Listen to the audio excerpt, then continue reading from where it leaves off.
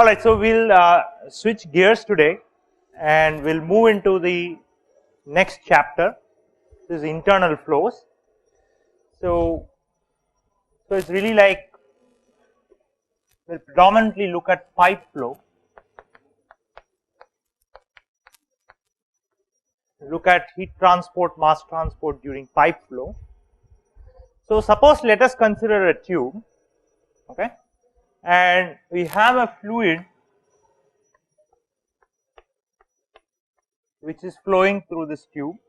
Let us say that u naught is the velocity with which the fluid is entering the tube, okay.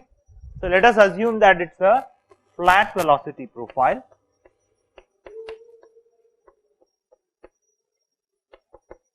Before it enters the tube, and if I put coordinates, if I call this as x direction, so this is x less than 0, so it is a flat velocity profile, and if I mark the midpoint,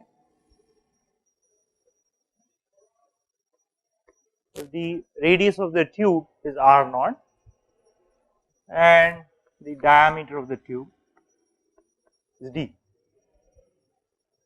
Okay. So now suppose if we, let us say the fluid flows into the tube, okay. So similar to flat plate, the fluid is, note that it is a circular tube, so it is a circular cross section,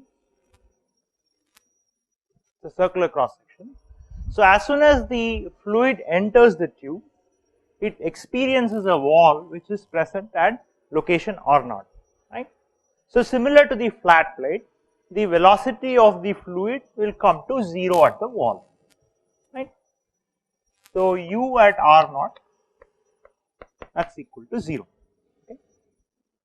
Now suppose if I say v is the radial component velocity, so u is the x component velocity and v is the radial component, radial velocity component. So of course v at r naught is also 0. Okay.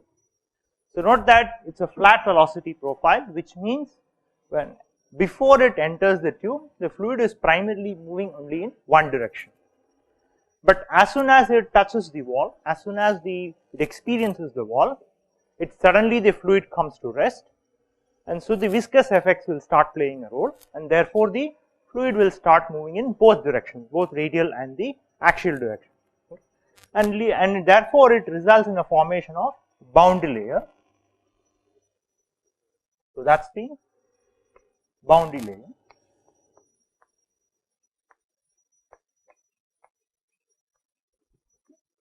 So what you see here, the location in between, so note that it is a circular tube, so the boundary layer will be present in every location in the rim of the tube, okay.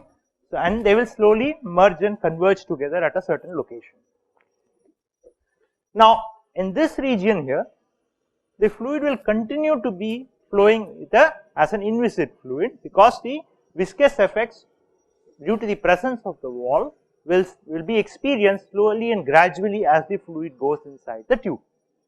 Okay. So at some location where these boundary layers merge, and after a certain point you get what is called the fully developed regime. So fully developed regime is a location where every location in the fluid, every location inside the tube, the fluid experiences the presence of the wall. So the viscous effects will start playing a role at every fluid particle in any cross section after the fully developed regime. Okay. So there is no inviscid flow regime after the fully developed location all the way to the end of the tube. Now suppose if I draw the velocity profile, okay, let us say at position x1, if I draw the velocity profile, okay, so this is the location of the boundary layer.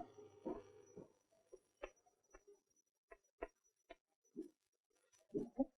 So if I draw the velocity profile, it will be maximum, the maximum will be somewhere at the center. So you will have a profile which looks like this. It has to be symmetric. So it's a symmetric velocity profile.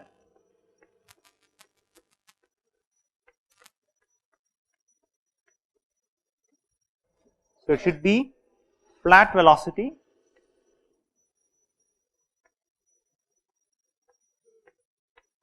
So between the boundary layers, it will still have same velocity profile as the fluid, as that of the fluid which is entering the circular tube.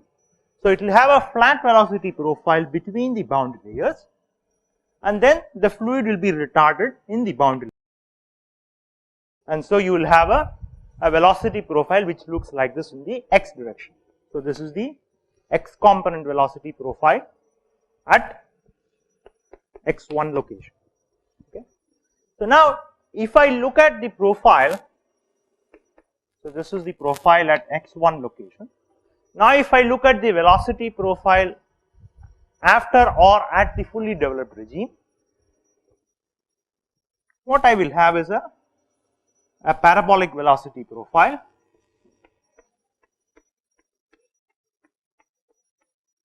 So this is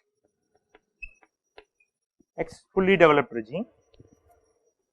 So anywhere after the fully developed regime, the velocity profile will continue to remain the same as long as you go inside and as long as the regime changes. So you could always go from laminar, if it is laminar to laminar regime or a turbulent regime, the profiles are different. So let us assume that we are looking at laminar profiles.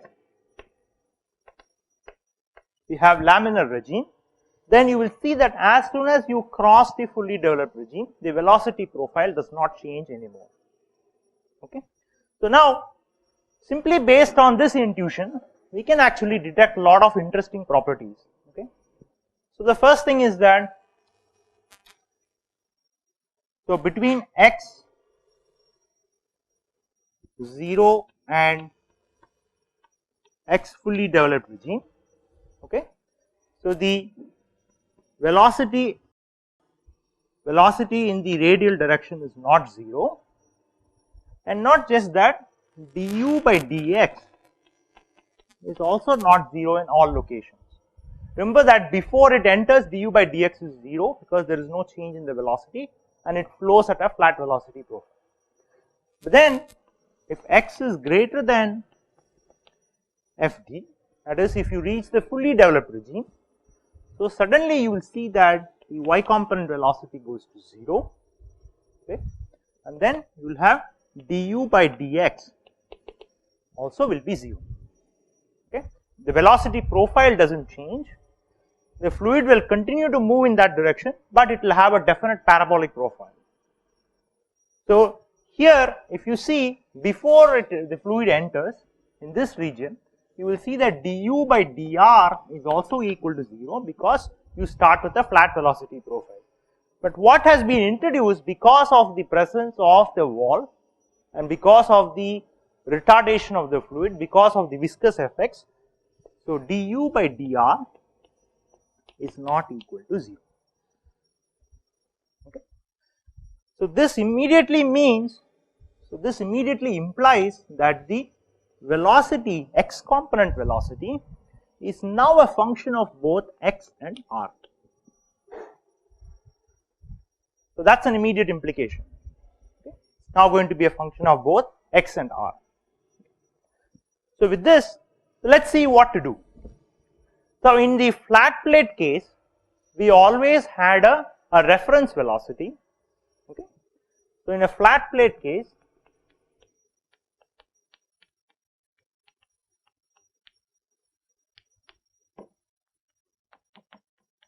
there existed always a reference velocity, which is basically the free stream velocity.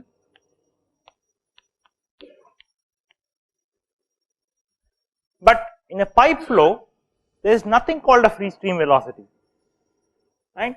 So in a flat plate, you had whatever fluid flowing well past the boundary layer, you say that's a free stream velocity, and we use that for all scaling purposes. But in an internal flow, when fluid is flowing through a pipe, there is no reference velocity.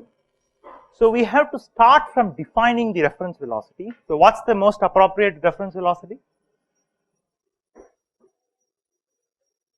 Yeah?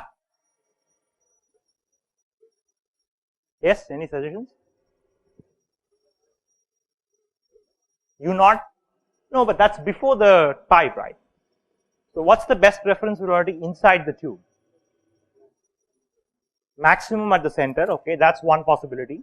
Okay, what else? Average. Why average? Because at every cross section. So we can define an average flow rate. So there are two reasons why this is a good measure. Okay, one is volumetric flow rate is constant if it is a steady flow, right? So again, if it's a steady flow.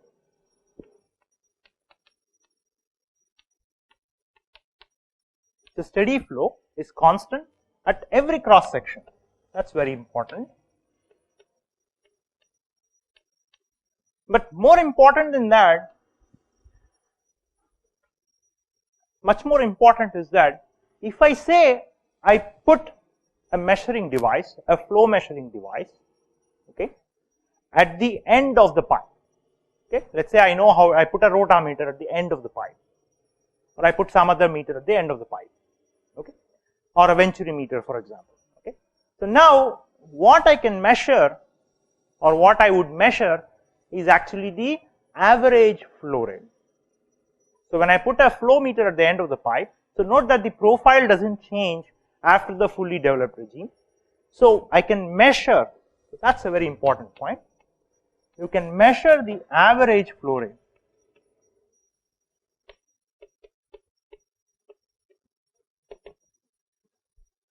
So remember that the whole course so far, we always said that anything you use as a reference has to be something that should be a measurable quantity. Otherwise, it doesn't make much sense to use it as a reference. So average flow rate is actually one of the good measurable quantities. In fact, we will see in heat transport case that the average temperature is also a very good measurable quantity. Okay. Alright, so we can now, so we have to define this quantity because we do not know what it is from a theoretical point. Yes.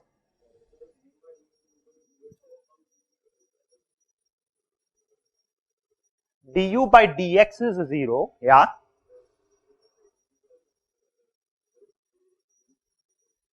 U is, well, actually after this location, you are correct in observing that U is not x dependent, and we are going to show that rigorously that it's not. Okay. So right now we don't know anything about where this x fd is there. Before this point, you are correct in observing that before this point U is a function of both x and r, and after this point it's only a function of the radial position. You will see that in a short while. Any other questions? Okay. So now we need to define what is this average velocity, and we have to use that as a scaling parameter for all the modeling equations that we are going to write. Okay. In order to define the average flow rate, we are going to use the first observation that the volumetric flow rate is a conserved property. Okay.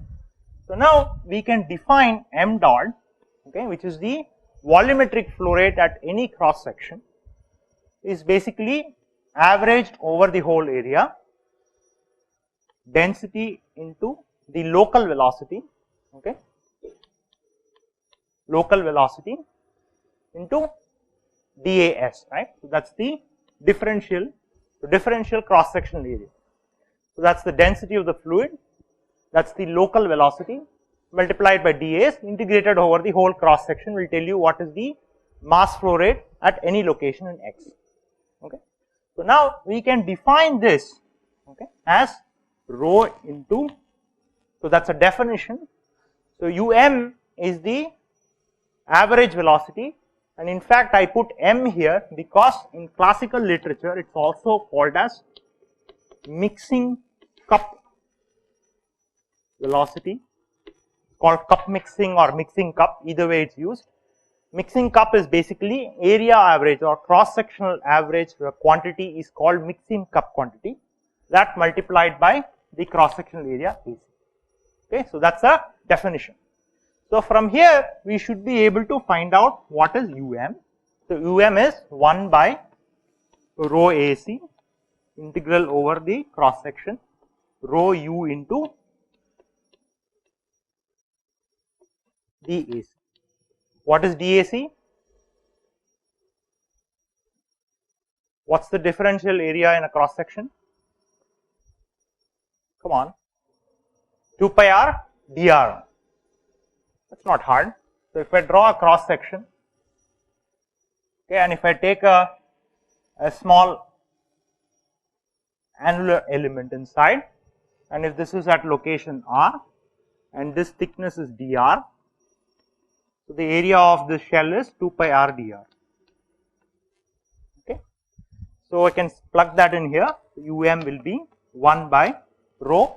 Area of cross sectional area is pi r naught square, because r naught is the radius of the tube, integral 0 to r rho u 2 pi r dr. Okay, so that will be 2 pi by rho pi r naught square integral r naught r dr. So now if I assume that it is an incompressible fluid,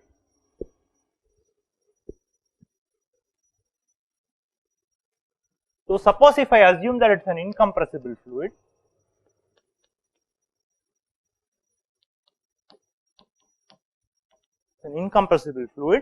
then the density does not change, and so I can pull the density out of the integral. So UM, which is the cup mixing velocity, that will be 2 by r naught square integral 0 to r naught u r dr. So that is the definition of the mixing cup or the cross sectional average velocity.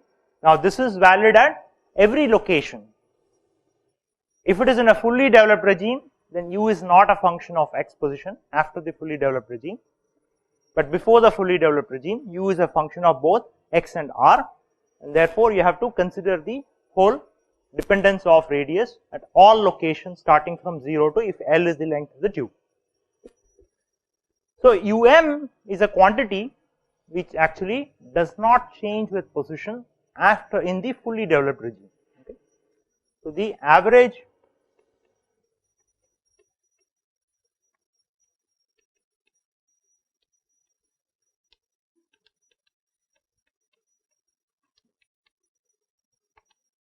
does not change with x position, and so it is a good reference velocity. But if you need to find UM, you need to know what u is, right? So if I do not know what the local velocity is, at least in a fully developed regime, then I will not be able to find out what is the average velocity. So the next exercise is to find out what is the velocity profile at least in a fully developed regime. Okay.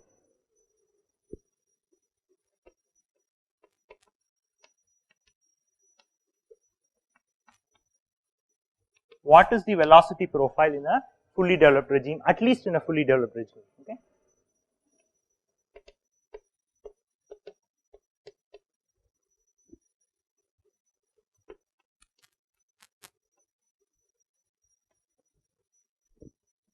Okay.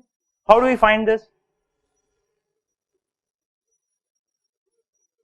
Yeah, Navier-Stokes equation. Well, that's too complex. That's true, Navier-Stokes equation is valid everywhere in the tube. If you solve them, you should be able to get it. There are some simpler ways to do that. What are the forces that are acting in a fully developed regime? Let's draw a pipe. So suppose this is my fully developed regime.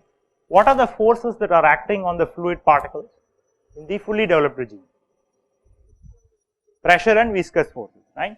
So if I can make a balance between the two, I'm done. So what we are going to do is we are going to make a balance between the shear and pressure force.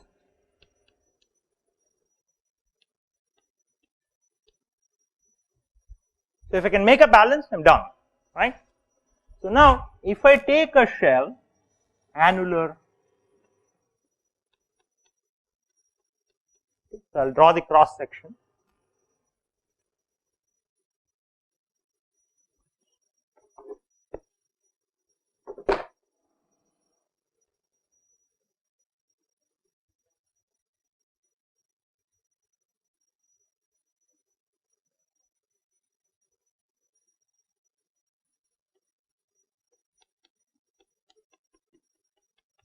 Okay, so if I have an annular cross section, okay, and let us say that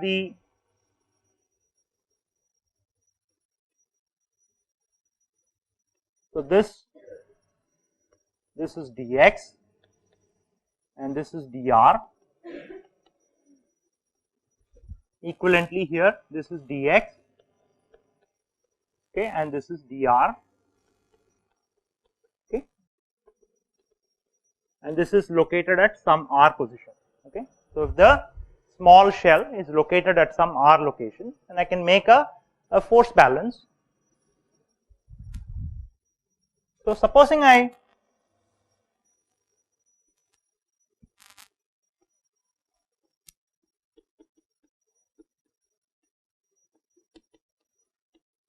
if I take this box here, so if supposing Px is the pressure that is acting on that element in that location, and if the pressure that is acting here is P of x plus dx, okay. So, this I can write as Px plus dP by dx into dx using Taylor series expansion, and if the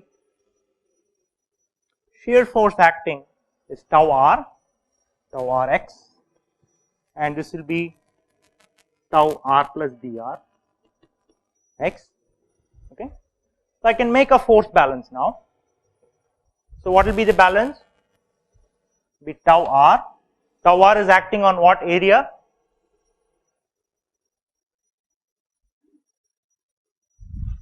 What is the area? 2, yeah, be careful, it is an annulus. So, it is a circular annulus, right.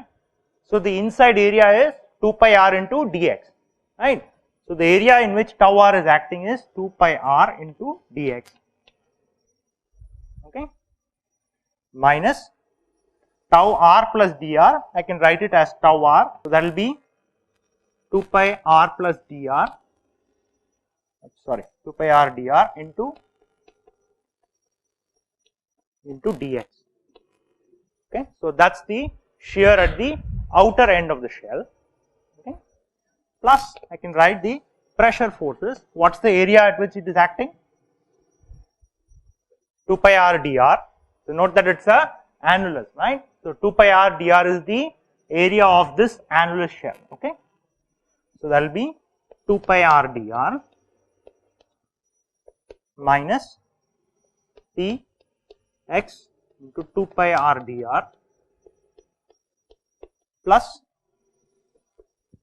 dP by dx into 2 pi r dr into dx. So, that is the, and that should be equal to 0 under steady state.